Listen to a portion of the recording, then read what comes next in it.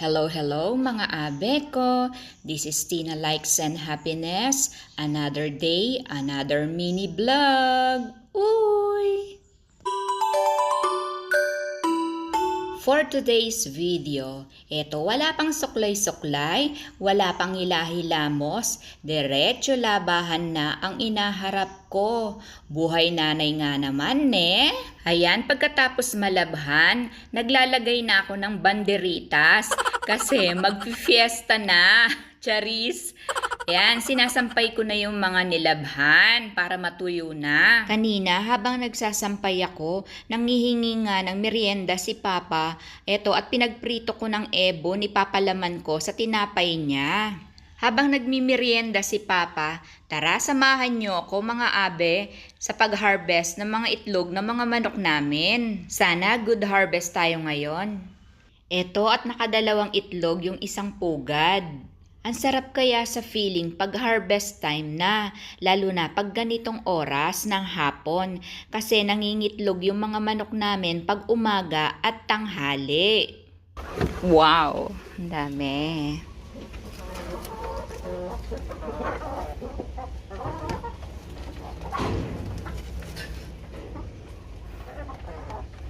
Favorite nila itong pugad na to.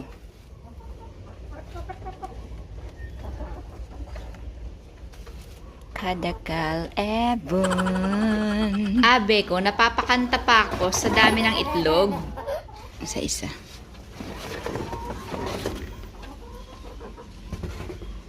Walay dito. Madakal ebon. Thank you, thank you.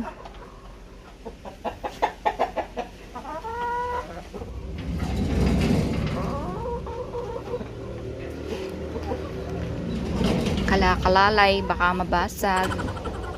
Kain-kain lang kayo.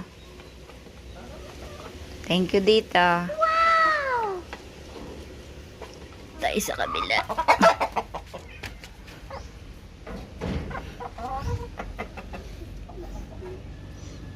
Two. Ang uripot naman ton dito. Dalawa lang.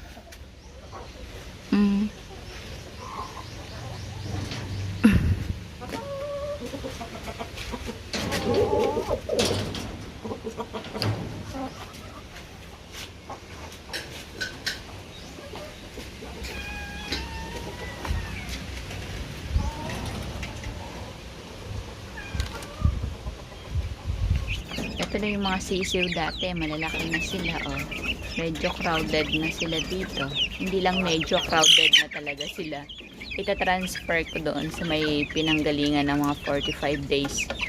Pero before nun, bibili muna ako ng ganito para malagyan sila ng sabat kasi makakalusot sila doon Lalagyan ko muna yung paligid nito ng ganito para hindi makalabas. Yan crowded na sila. Laki na nila. Eto nga, at palako na kami, abe. Sali kaming plastic net para pangharang nga doon sa isang kulungan at hindi makalabas yung aming mga manok. Dito kami bumili sa Double Twin.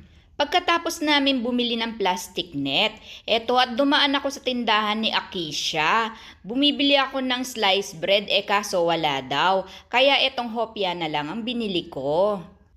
Eto na pala abe yung nabili naming plastic net. Pinapalagay ko kay Papa yung lumang pagkainan para maabot nila kapag kumakain na yung mga manok namin. Kasi yung dati hindi maaabot kapag kumakain na sila.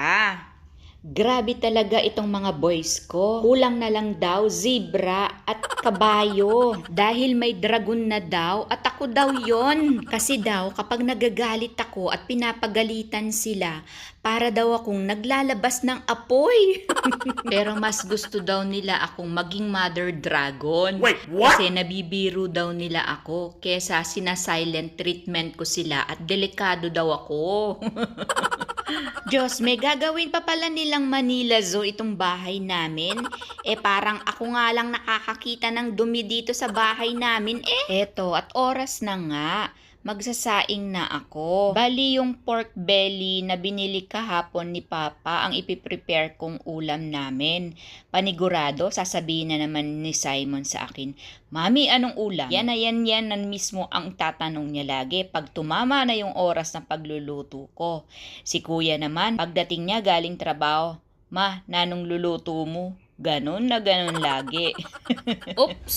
Ebidensya! Napindot ko ha. Minsan kasi nakakalimutan ko. Dahil nga magdidilim na, magsasarado na nga ako ng bintana at kurtina at magsisindi naman ng ilaw. Ito nga pala yung piniprepare kong gulay, yung bunga ng malunggay, kung tawagin ng iba, hagod. At yung pork belly, piniprito ko pa.